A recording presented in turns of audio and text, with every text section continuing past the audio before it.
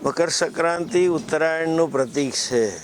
ઉત્તરાયણનું પ્રતીક એટલે આપણા વિકાસનું પ્રતીક, આપણી ઉર્ધ્વગતિનું પ્રતીક, આપણા જીવનમાં સાચા પ્રકાશનું પ્રતીક.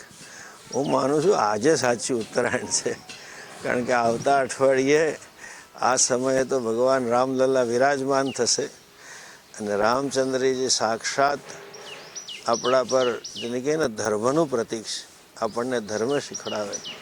રામચંદ્રજી ખાલી અયોધ્યામાં પ્રતિષ્ઠિત નહીં થાય, સર્વે ભારતીયોના હૃદયમાં પ્રતિષ્ઠિત થશે અને સૌના હૃદયમાં રામચંદ્રજી પ્રતિષ્ઠિત થવા એટલે ભારત ધર્માભિમુખ થાય. આ આપણી ઓળખાણ છે. દેશનું નામ હતું ધર્મક્ષેત્રે કુરુક્ષેત્ર, ધર્મક્ષેત્ર હતું. દેશને એટલા માટે ધર્મ પ્રદેશ કહેવાતો હતો કે પ્રત્યેક નાગરિક ધર્મ પ્રધાન હતો.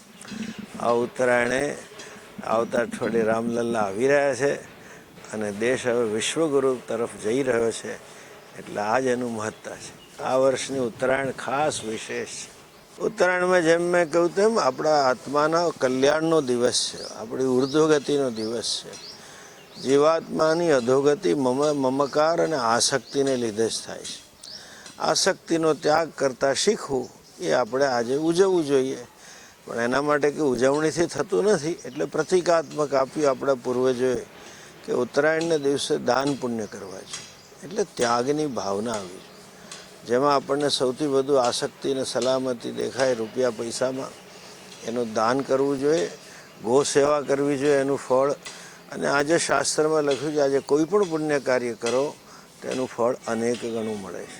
અને બીજું, આજે સૂર્ય ભગવાનની ઉપાસના કરવી છે. ગાયત્રીનો જપ કરી શકાય અથવા તો આદિત્ય હૃદયનો પાઠ કરી શકાય. કાંઈ ના હોય તો સૂર્ય નમસ્કાર કરો, 51 કે 100 એ પણ આજે કરી શકાય.